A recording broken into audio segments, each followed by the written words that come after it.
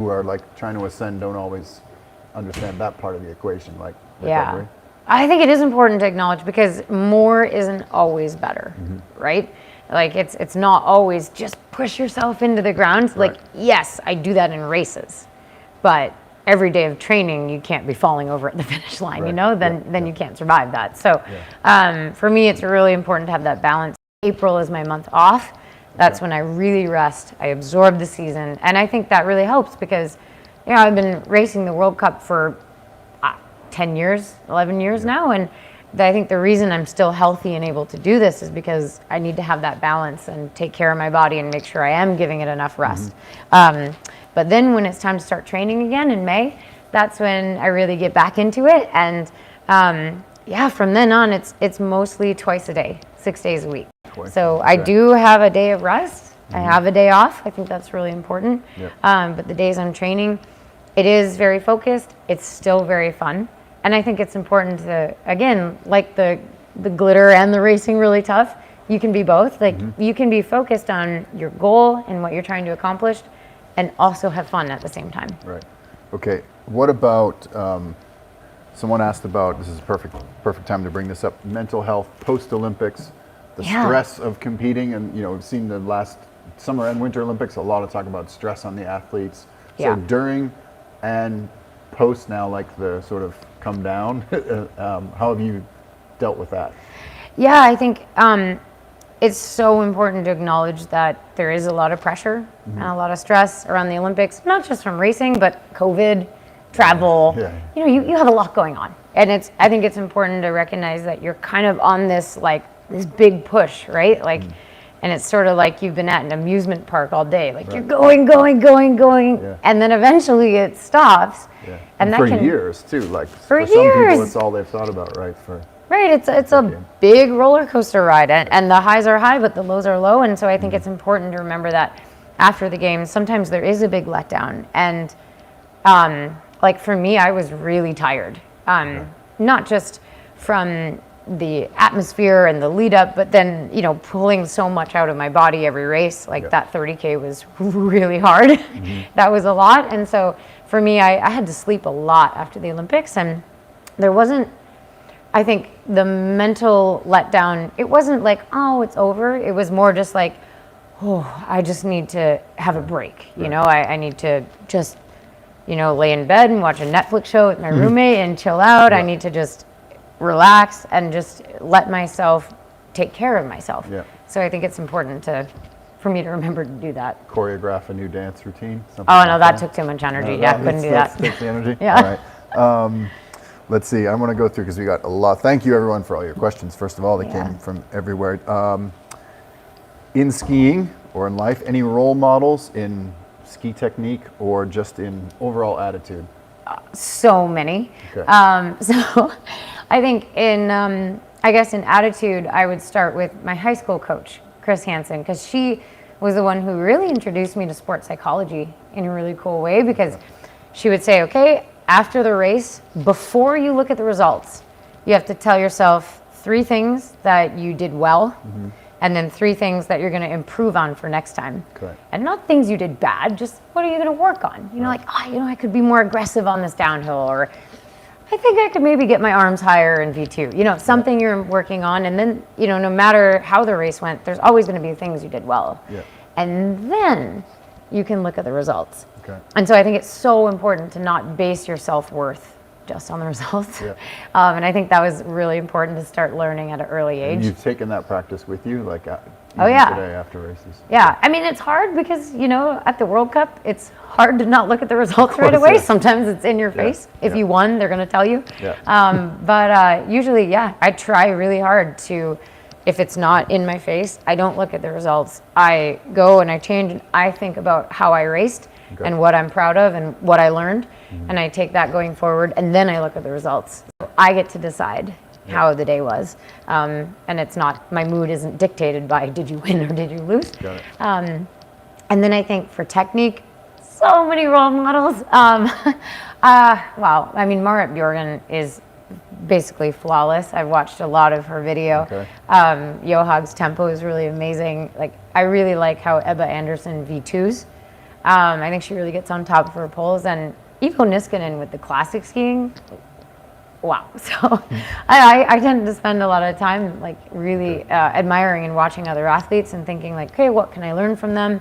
Obviously, like, you know, like Ivo's taller than me, so maybe we're not going to ski the same, you know, and maybe you have to work with your strengths and not just try to totally copy someone else, but there's always something you can learn from them.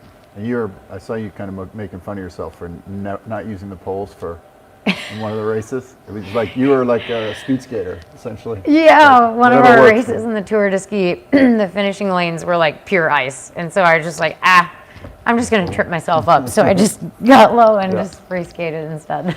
All right, so you mentioned skate versus classic. We know where you're, I guess, not favorite, but what's been your bread and butter, but you're working on classic, right? I am working on classic. And I think one of the biggest reasons I'm learning to love classic even more has been the evolution of the classic skis from Salomon, because now they're really rewarding an early kick.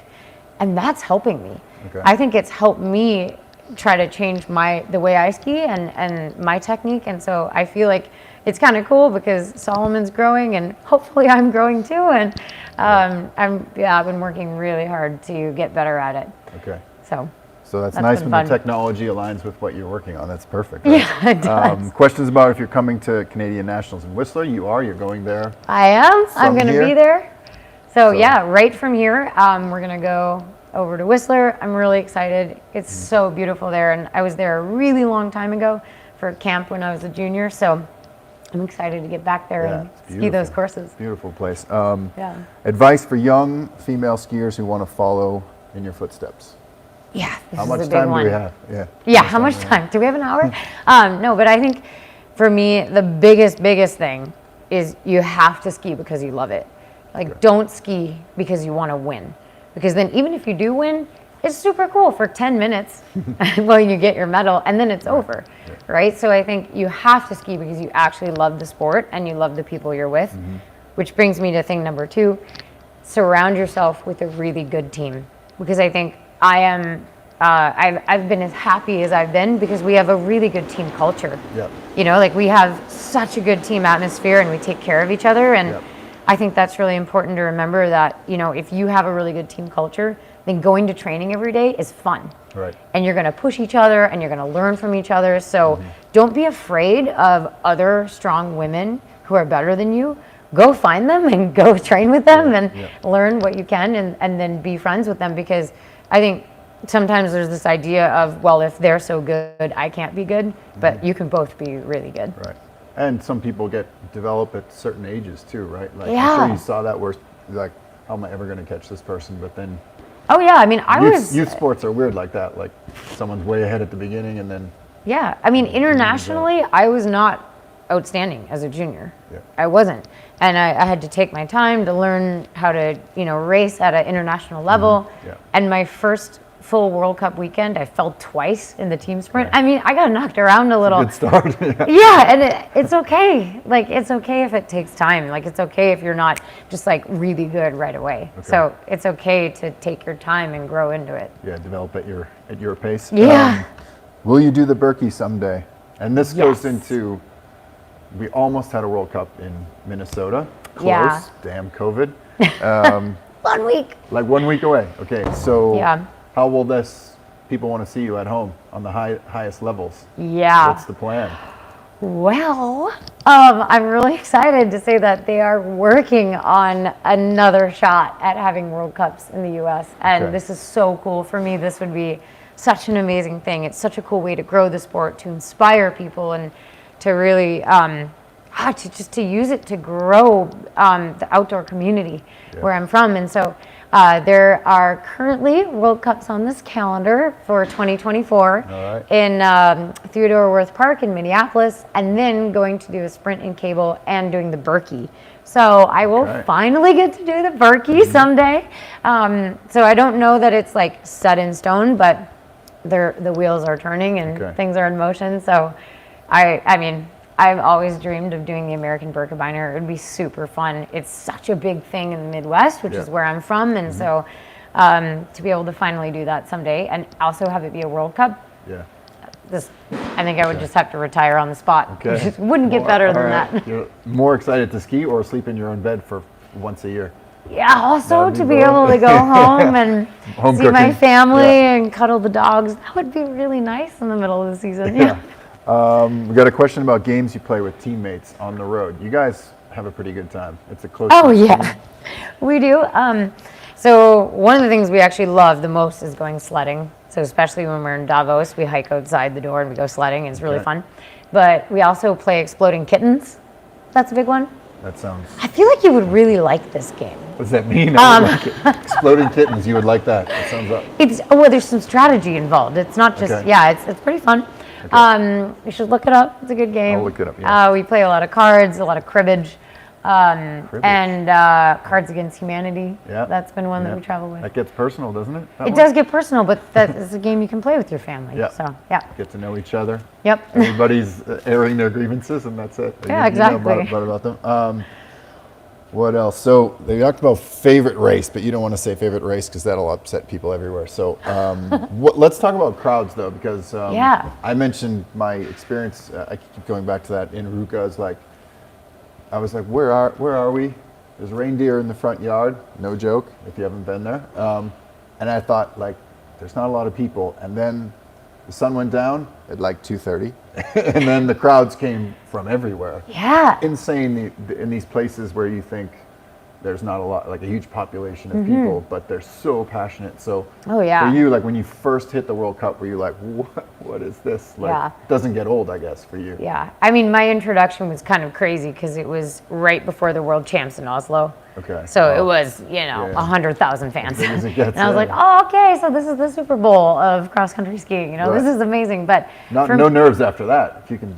yeah, I mean, that's I was super nervous. I bet, yeah. But it's so cool because everywhere we go, it's cool to see the culture of skiing in that country and then the fans. And it's so cool because people are so generous with their cheering. They cheer for us too, not just their home country. And that's really cool because you feel just so supported because everyone's just out there working so hard. Like it's a hard sport. So it's so cool. But the atmosphere, like in Lahti this year, there was a huge party going on in between qualifier and the rounds. Yeah. We went out to warm up and you could just hear and people just partying in the street and it was so cool. Like this atmosphere was amazing. So Okay. just everywhere we go, I feel like has such a cool atmosphere and we're really grateful for it. It's will- fun to have crowds again. I will Will say you that. go back as a fan someday and just watch and? Oh, yeah. You'll go to the party. and take I'm it all in? gonna go to the party someday. Yeah. Yeah, no nerves, just hang out. Yeah, exactly. So- Other people can be nervous, and Yeah. I'm just gonna enjoy ski We're racing. not pushing you out the door. You got plenty of good years left. It'll be So- a lot of years. Okay, Yeah. good. Serious topic here because this is something that you have spent a lot of time talking about and helping people, young women, I guess. But questions about how did you get rid of your eating disorder, and then how people who are supporting that person can be more supportive. So Yeah. you take it away. You're an expert on this, and you've been quite open and empathetic in how you've talked Thank about you. this. Well, disclaimer: I'm not an expert, so. Well, between the two of us. Sorry. Yeah, I was gonna say, I'm not actually an expert. Yeah. I'm not trained in this, but Right. I'm an expert on my own experience Right. and what helped me. Okay. And I really appreciate these questions from all of you because it is very personal, but I know that I'm not the only person who struggles with this. And I get a lot of questions about it because I'm happy to talk about it because it's important that this is something we can talk about. Yeah. Eating disorders, body image problems, mental health. This is something that every country around the world struggles with, Yeah. endurance sports around the world. And it's not just something women struggle with, men struggle with this too. Yeah. And it can almost be more dangerous for men when the culture is, oh, you're fine, don't talk about it, Yeah, So yeah. I think it's important that this is a conversation that we can have. Right. So I think that's the first step is remembering that it's okay if you're not okay, Yep. because it's not your fault. And so I think for me, the biggest thing in getting into recovery from my eating disorder, and I guess I would say the reason I would say I didn't get rid of my eating disorder, I say I'm in recovery because sort of like alcoholism, you're sober, you have to work on that. Right. It's something where the rest of your life you have to have a little part of your brain that remains like protective. Attentive. I'm going to protect myself Right, because this is what's right for me. And we have to do that every day with different things, right? yeah, Like, yeah. I don't need to scroll social media all day. This is what's right for me. I'm going to put the phone down, right? Right, Like, yeah. there's little ways we have to protect ourselves every day. So I'm not saying this is a very hard thing that I have to deal with for the rest of my life, but choosing to protect my health and to take care of myself is something that I do every day.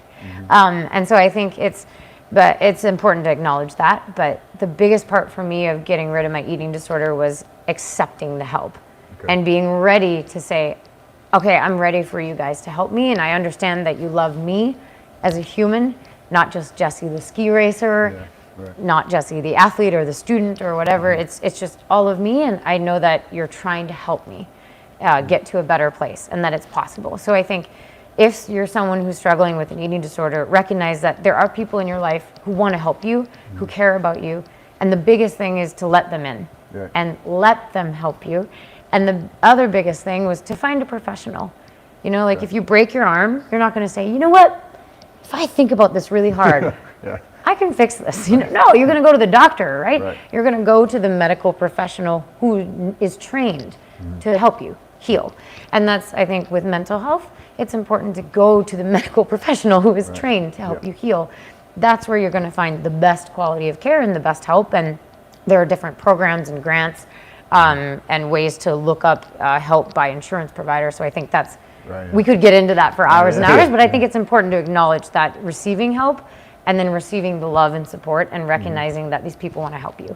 And if you're on the other side, if you're the teammate, the coach, the parent, the friend, I think the best thing to lead with is, hey, I care about you. Again, it's not, you look skinny, you look different, I want you to win races. It's, I care about you, the human. And hey, do you want to talk? I'm here for you. And can I help you get set up with these resources? I'll help you research. I'll help you apply for this grant. I'll drive you to the visit, the appointment. I think it's being ready to help them and listen to what they need. But your job, let's say you're the coach. I get a lot of questions from coaches because they care. And I think this is good. Your job isn't to fix the athlete, right? You're not the medical professional. Your job is to say, hey, I care about you as a human. How can I help you? I'm here to listen to you. I'll help you figure out what you need. But you don't have to fix it. And I think once you relieve that burden of responsibility, it becomes easier to just say, I'm here to listen. I'm here to give you a hug. I'm here to support you. Go to the professional for the help. And encourage them to seek that professional help. Because I think sometimes we think, I have to fix this. You don't. You just have to be there to support them. Not your expertise. Exactly, like I'm not the one to make the skis, right? Like I'm the one who skis on the skis. That's my job. That's what I'm good at. I trust someone else to make the skis for me because that's what they're good at. Sort of in that vein, how do you travel the world? I wonder this because for regular people who travel from country to country and they're like, oh, do I eat this here in this country? How do you do that when you travel, and obviously you have a diet that's like helping performance and stuff as well and healthy, like most athletes, I guess. How do you do that as you travel culture to culture? Now you've done it for a while. Do you know, like, I can eat that? Can I ask, because she had food poisoning at the Olympics, which is not supposed to happen. So maybe I'm not the best person to ask about this. It didn't work out super well. But you have a lot of experience with it. So how do you like build your diet like throughout the season? I think the first and most important part to answer this question is that I don't have a super particular diet because I think it's really hard, especially when you travel. And I think it's important to remember that all foods fit into a healthy diet. So at the Olympics, when I was struggling to eat enough with it being cold, I had fried chicken sandwich. It was great. I had French fries. They were great. That's what I needed that day to get enough food. And that's what I thought was going to be safe. And that actually was safe. That's not the one that took me down. But ironically, I think it's really important to, try different foods, experiment. Remember that eating food shouldn't be scary. It should be fun. But for me, I also, on race morning, maybe there are certain things that work with your stomach, because the other reality is when you're racing that hard, you want to experience your breakfast one time and only one time. Got it. And so knowing that, I travel with peanut butter, and for example, like I like to have oatmeal with peanut butter and bananas. It always works. It always stays down. Yeah. I know I can digest it what without you're problems. getting. Yeah. I know what I'm going to get. Yeah. And so, it's really easy to travel with a jar of peanut butter. You can always buy oatmeal and bananas. Got it. And for example, with hydration, I travel with my own drink mix. And then I know, okay, this is the flavor. This is what it's going to taste like. Right. I know what I'm getting. Right. Don't mess around when you Don't mess around with my stuff. Yeah, I asked because we have a lot of ultra. You met Francois Den today. We had a nice time in the forum with Jessie and Francois taking questions, and their ultra regiment is like Courtney Dowalter as well, I think, and it's like stick with what works, because if it doesn't, it can make for a bad 24 hours for them. So I think like the day before the race, as I learned, and race day, stick with what works for you. Okay. The rest of the week, enjoy the culture and experience where you are. Right. Yeah. What about recovery after races? So this is something that a few people asked about, and this is on that vein. Well, I think the biggest part is like physically you need a lot of rest. And so trying really hard to get enough sleep, and not just like, oh, I had a big race, I'm going to sleep really a lot tonight. Right. It's the whole week you have to take care of it, like you can't accumulate a huge sleep deficit and then just fix it with one good night of sleep. So I think it's really making sure that I'm consistently sleeping at least 8 hours. Usually I try to get 9. After the Olympics, I was so tired. I was sleeping 10 hours like every night and taking naps during the day. Like really, I think sleep is one of the biggest ways that I heal. But then also making sure I'm hydrated, making sure I'm getting massage, like making sure I'm really taking care of my body and like flushing out those sore muscles. So, right. How do you deal with jet lag on a trip like that? I know this is something like every person struggles with, but like obviously hydration, you exercise the day you land, do you ease into it? Do you have any tips? Yes. This might be a personal question. Well, so every year we come over from the US to Ruka, and we race 6 days after we land. So it's, you have a quick turnaround. So I think if you're lucky enough for it to be sunny, like getting outside in the morning and like get some sun on your face, go out for a walk, get some fresh air, like that really, really helps reset me. Transition yourself, exactly. Self-orchestrated, and the biggest thing, I mean, I'm sure you've heard this before, is you land, let's say you land at 4 p.m., do not let yourself sleep until not at like, all. You do no naps, nothing. No, not until that night, because you need to sleep that night. So I think like, if you have a teammate just like smacking each other in the car, right, just pinching each other, like, hey, like, because it's super important to make sure you get started on the right rhythm, and then just making sure you're hydrated, because everything in your life is worse when you're just dehydrated. Well, you land in Lapland, night comes quickly, so you can go to sleep early, I guess, right? Yeah, that's why it is dangerous, because it's already really dark, so you want to go to sleep. I don't know if we've got. Do we need more chords? Is the question another question? I don't know. Yeah, have we addressed what's going on here? I think we've got channels all over the place. We've come a long way here. I don't know if we have questions from people. There are questions in the audience and some of our producers. Oh, they're showing. Yeah, we got some behind the scenes here. They're showing each other. I'll ask a couple more. I don't want to keep you here all night, but there's a lot of good questions. There was one. Would you consider? Say it wrong. You said Berkey, but Vasaloppet. Oh yeah, Sweden. That's insane to see. I would definitely consider it. Obviously, it's hard while you're racing the World Cup, but after I retire from World Cup racing, and you still have all this fitness, this is the perfect time to do it. Like, this is the best time to go do all these really world famous ski marathons. So I think it would be cool to try some of those. It's dangerous though, because people like you show up in that sort of hardcore, I would say average Joe, but the guy who's like, oh, it's sizing you up, like, this is my chance to say, I beat Jessie Diggins. But that's okay, they can have the chance. I think when it's time for me to go ski the Vasa and the Birkebeiner, like, I'm just going to be doing it for fun. There's a lot of questions about that one, so I think they want you to make an appearance there. Yeah, I will. I've seen it someday. A few times. Let's see, easier to transition from sprinter into distance skier, or the other way around? So you've had success at the Olympics on both ends. You talked about the both ends of the spectrum. I don't know. Maybe first, how do you do that? How do you compete in a distance race? Because most sports, it's like one or the other, right? You're Yeah. pretty tailored, The 400-meter athletes don't do the marathon. Yeah. You mentioned today there's a bit of like overall strategy to that, though, on the qualifying and all that stuff, right? Exactly. Like a sprint day, it's about 3 minutes, but it's not really 3 minutes. You're out there for 6 hours. Like, that's a long day. Right. Like, you have to have a lot of fitness. And I think you see this a lot with the World Cup. Like, sometimes you see people specialize a little more in one or the other, but the good sprinters are also scary good distance racers. Okay. I mean, it's kind of cool because you still have a huge amount of fitness. So I think for me, I don't try to prioritize one or the other. I just train for overall fitness. Okay.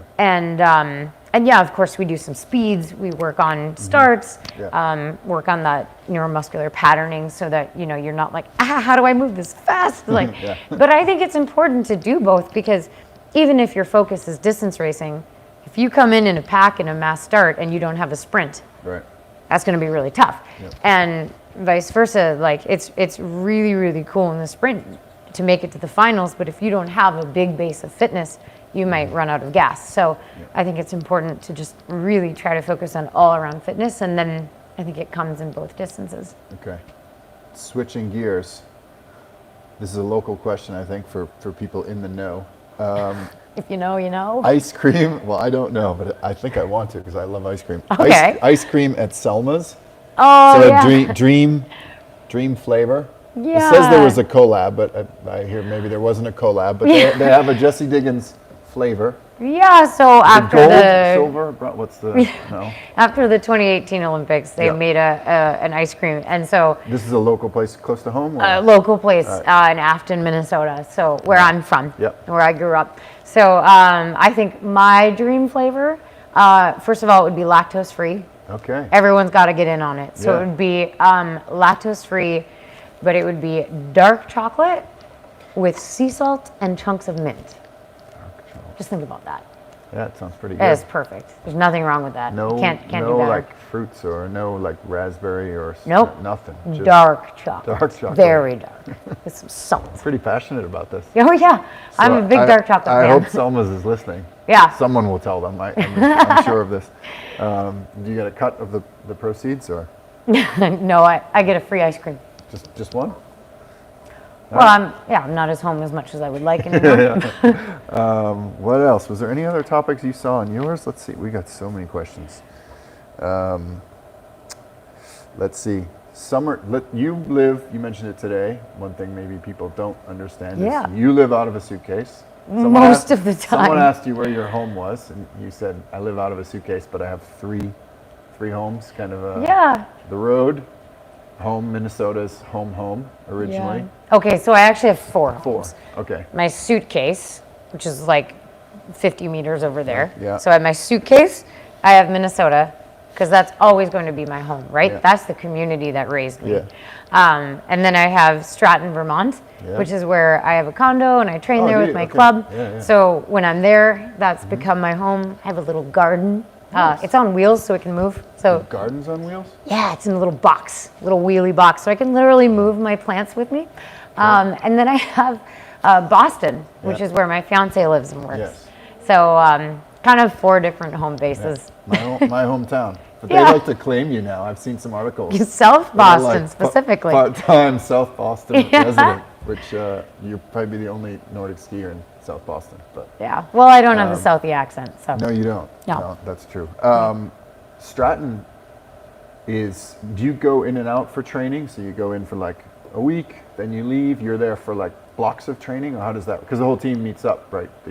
So we're there for we base out of there in the summer, and so with COVID, I was so cool because I got to live there all summer, which was really neat because I hadn't gotten to do that before. But usually in a normal year, with the ski team, we have all these camps, right? So we go to Bend in May, and then we would go to New Zealand for 3 weeks in the summer. Wow, amazing skiing. Yeah, New Zealand's amazing. And then we go to Park City, where the ski team's headquartered in the fall. And so you're kind of in and out, but for large blocks of time, Yeah. which is really cool. And so this year, we'll see what's happening with COVID. I imagine we'll have at least some ski camps. So, yeah, I should be at home, but for like big chunks of time. Okay. Someone asked a vacation question, where you would go on vacation. So this is always like you see these rock stars travel the world and they say, I never saw anything. Like they just went, performed, moved, performed.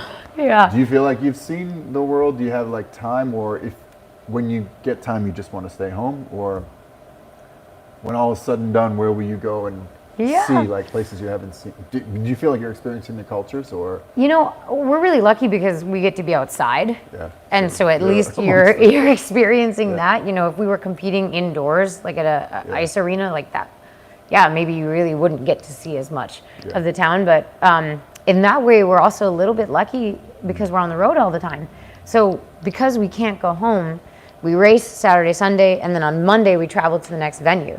And so we have Tuesday, Wednesday, Thursday to actually see where we are and to train, maybe on the tourist trails, not just small loops around the venue. Like we actually get to experience the place, and then we race and then we move. So I feel like on the World Cup, I've gotten to experience it.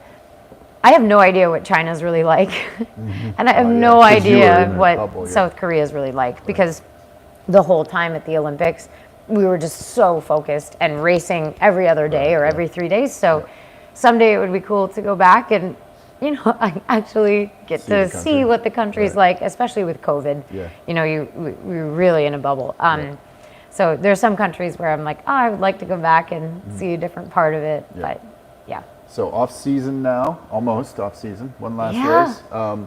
People maybe don't know, but you're Salomon ambassador for running shoes and apparel and everything, full year round. Year round. Not just this 24/7. year. Yeah. So you'll do some. I guess I see you do some trail running and hiking, and you have a lot of fun days like that in the.